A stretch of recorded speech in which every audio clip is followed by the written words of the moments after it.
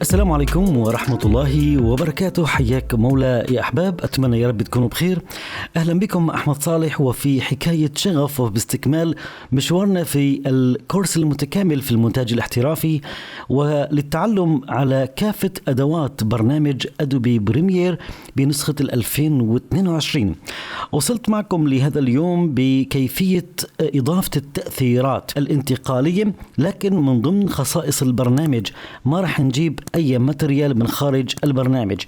الهدف من هذا اللقاء هو أمرين. الأمر الأول هو إتقان بنية البرنامج تماما، بحيث أنك تكون قادر على ضبط أي تأثير حركي وتكون قادر على تخصيص هذا التأثير بالطريقة يلي بتناسبك حسب المواد يلي أمامك بالمونتاج.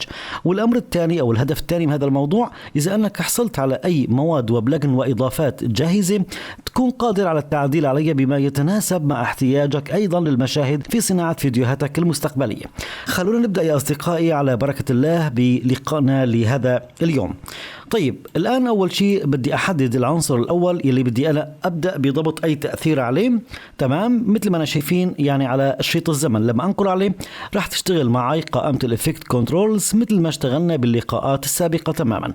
اليوم راح نتعرف على الإفكت، يعني التأثيرات يلي بتجي من ضمن البرنامج تماما. فبتوجه إلى البانل الخاصة بالتأثيرات. قلت إما بنختار هذه اللوحة من هذا المكان، أو حتى يكون الموضوع سهل عليك وما تخرج من تخطيط الإيديتينج تتوجه إلى التأثيرات أو الإفكت من هذا المكان. بنشوف في عندي العديد من المجموعات في قائمة الإفكت، منها بريست عبارة عن بلجن جاهزة بتكون تمام، وممكن نضيف عليها بريست إضافية، وقلنا محطات فيها جدا يعني قوية وكتيرة بالأيام الجاية إن شاء الله، وشرح كامل عن موضوع البريست. وأيضا في عندي بما يخص الانتقالات الصوتية والتأثيرات الصوتية وانتقالات الفيديو وتأثيرات الفيديو. ورح نشوف بالأعلى في عندي خانة للسيرش أو البحث عن أي تأثير من ضمن أي جروب من ضمن هدول الجروبات الموجودين، لحتى يسهل لك الوصول إلى أي تأثير أنت بترغب له، لكن الأمر بيتطلب منك حفظ التأثيرات باللغة الإنجليزية.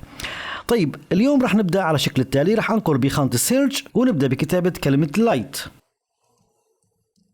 فمن لما ببدأ بكتابة أي حرف البرنامج رح يظهر لي نتائج مباشرة. عندي هذا الخيار الموجود هو اللايت إمبوس، بيني أنقر عليه وبسحبه وبسقطه على الفيديو الموجود على التايم لاين. فبنشوف عندي التايم لاين تلون اللون الأحمر، هذا رح نتكلم عنه بعد شوي. وبنشوف أيضا بقائمة الإفكت كنترولز أن هذا التأثير نزل وفي له كل الإعدادات اللي أنا محتاجها هي موجودة بهذا المكان. طيب، الآن رح نشتغل نحن بالخيار الأول، ونفس اللي رح نشتغله ينطبق على كل الخيارات وكل الأشكال اللي بيقدم لي إياها هذا التأثير. القيمة الديفولت نركز عليها هي الناقص 10، القيمة الافتراضية الناقص 10. لو أنا نقرت الآن وسحبت رح نشوف أنه في إضاءة بتتغير على الشاشة. لو سحبت اليسار يعطيني العتامة ناقص 30، والزائد 30 يعطيني إضاءة يعني زائدة. إذا حبيت أنك تغير بألوان الفيديو بما يتناسب مع الإضاءة أو تقلل من إضاءته، ممكن أنك تشتغل في هذه التأثيرات، لا بأس الموضوع. لكن نحن الآن رح نستخدمها عشان نعمل انتقال ما بين مشهدين. كيف ممكن نضبط الانتقال؟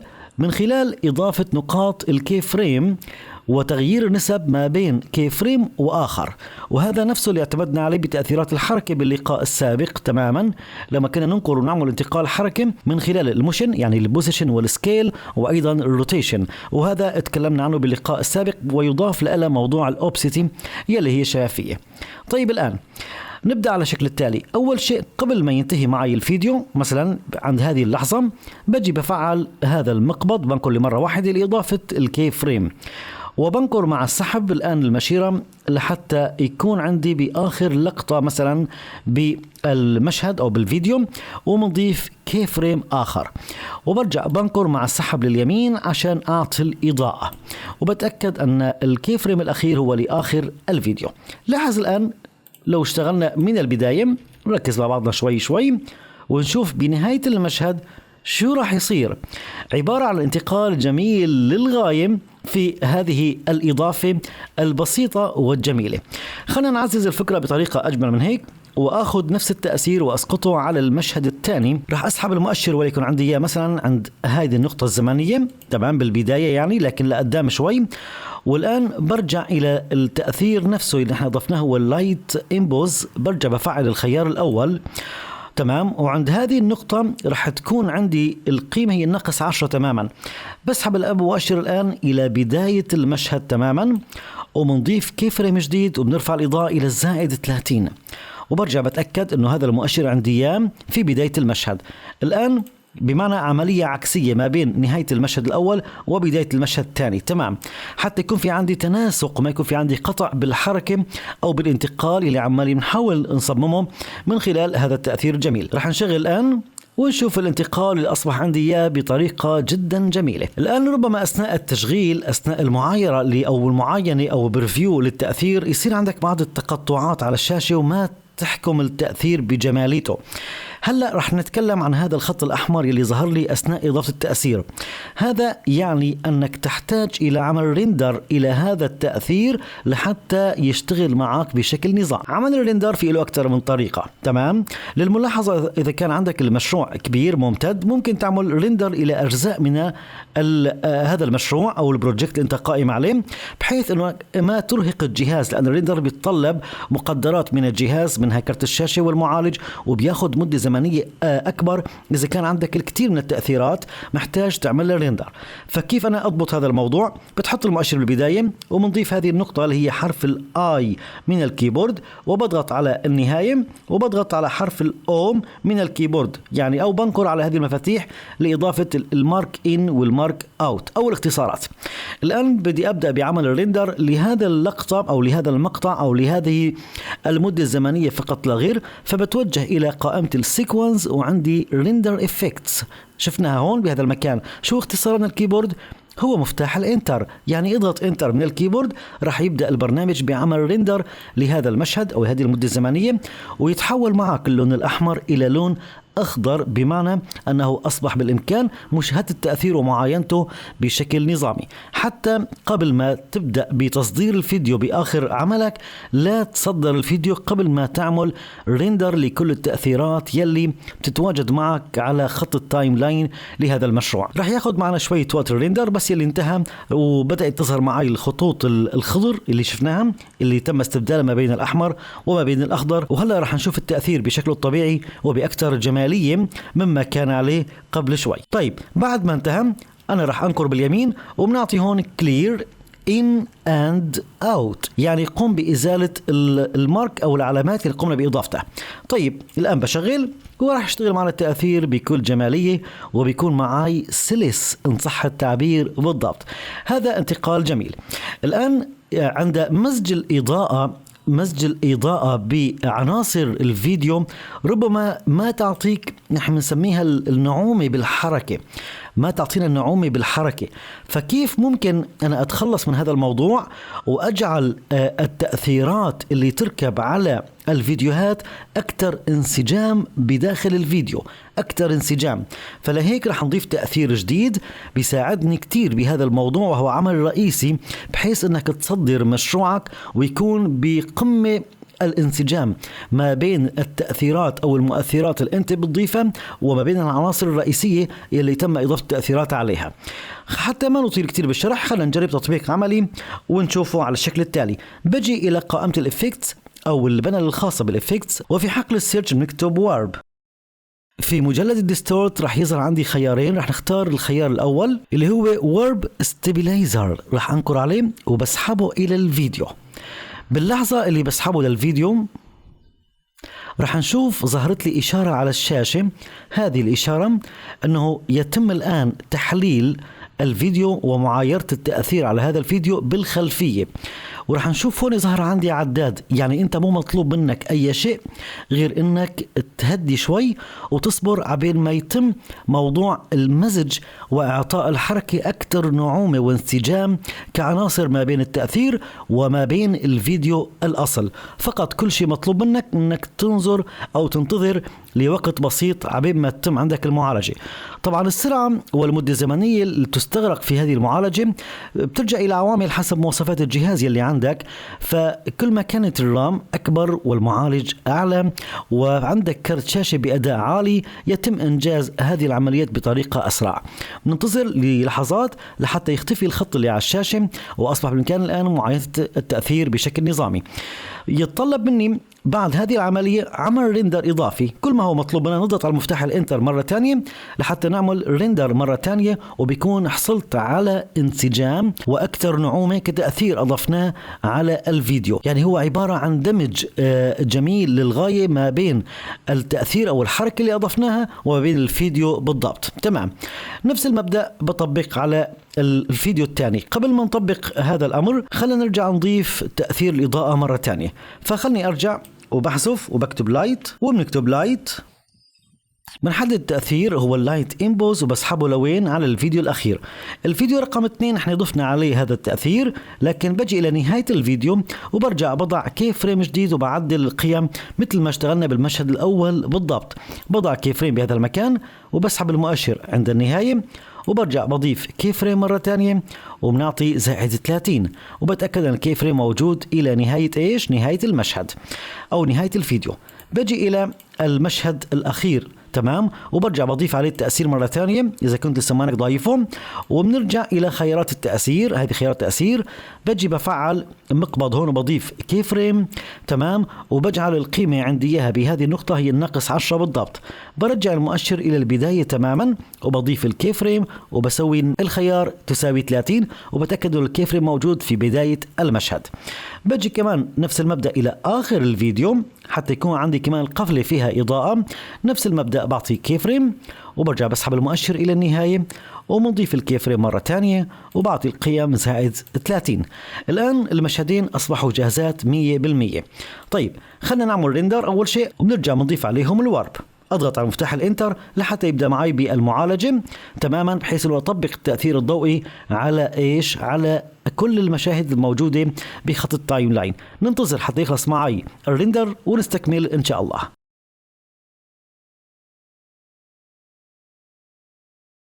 والآن بعد ما انتهينا من وضع التأثير وعمل الريندر عليه، خلنا نشغل ونشوف معاينة للانتقالات الضوئية بين المشاهد بطريقة جدا جميلة وبسيطة واحترافية. تمام يا أصدقائي، الآن احنا بعد ما انتهينا من وضع التأثيرات بهذا الشكل رح نتوجه مرة تانية إلى البنى الخاصة بالإفكت ونرجع نختار تأثير الوارب، وبنرجع نختار تأثير الوارب ستابيليزر اللي أخذناه أول مرة وبحطه لوين؟ على مشهد رقم 2. نفس المبدأ رح نشوف انه هو رح يبدأ معي بالمعالجة مباشرة. كل ما هو مطلوب مني الانتظار فقط حبي ما نعمل الدمج ما بين التأثير اللي ضافناه على الفيديو وحركة الفيديو بالضبط. وبعد ما انتهى بنرجع نسحب التأثير نفسه ونسقطه على المشهد الأخير لحتى يبدأ معي بالمعالجة، تمام، وتكون معي الحركة أكثر سموث أو نعومة إن صح التعبير ما بين التأثير والفيديو.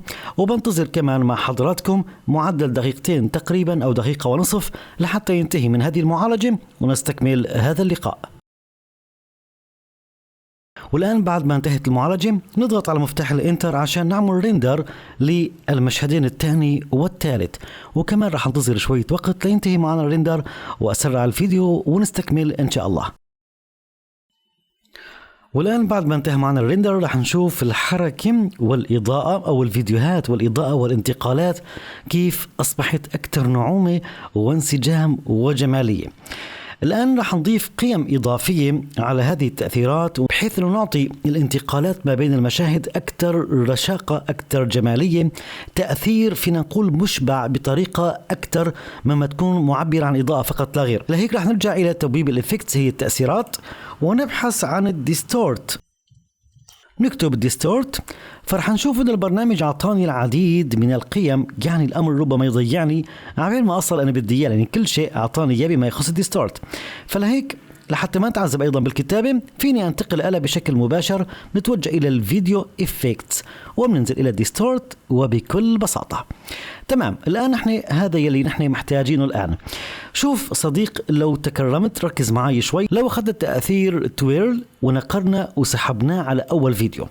تمام، خلني نتوجه إلى الإفكت كنترولز ونشوف خيارات التأثير يلي راح يعطيني إياها.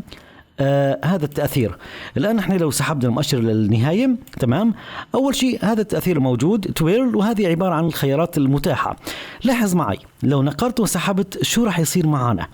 تمام، لو نقلنا وسحبنا شو راح يصير. تمام، يعطيني تشويه بالصورة، تشويه دائري للصورة. كيف ممكن احنا نخلق من هذا العمل تأثير جميل مع الإضاءة؟ نفس المبدأ، بنفعل الكي فريم عشان نعمل انتقال وبسحب المؤشر إلى النهاية. تمام، بهذا الشكل، وبرجع بضيف كي فريم آخر وبرفع إلى قيمة وليكن عنا بمقدار 15، مقدار وليكن على سبيل المثال 90 مناسب.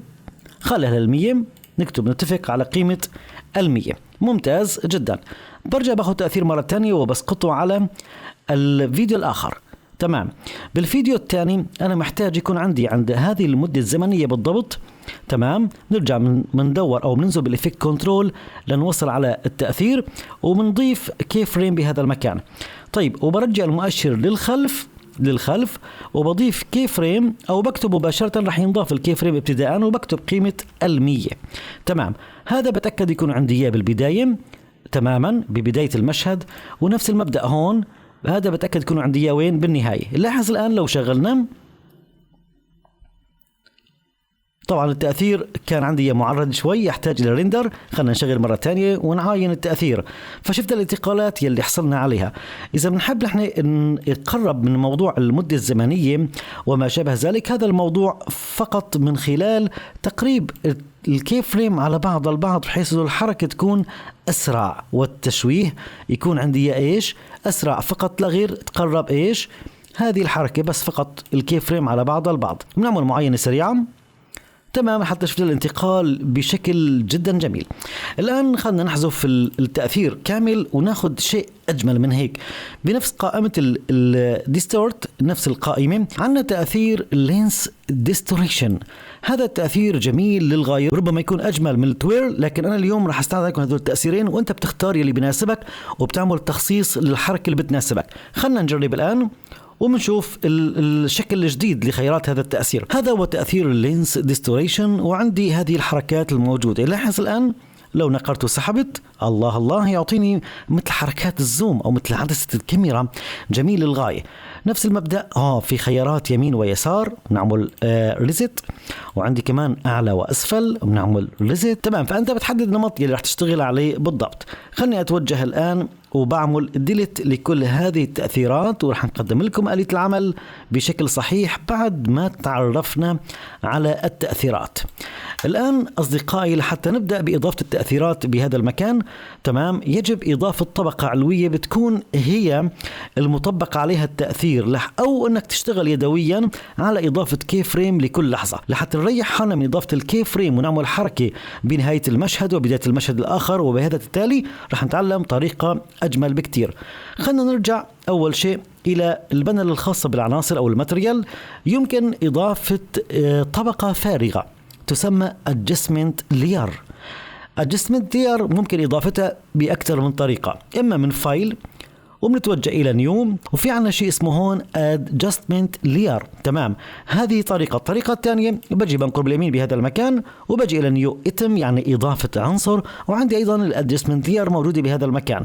تمام، ويمكن نقرأ على هذا المفتاح لإضافة عنصر، وأيضا عندي adjustment layer نفس المكان. بأي طريقة بتحبذها انت حر، ما عندك مشكله بالموضوع. ننقل لي مره واحده بتظهر لي مربع حوار، بعطي اوكي مباشره وبتظهر عندي الطبقه بهذا المكان او العنصر بهذا المكان.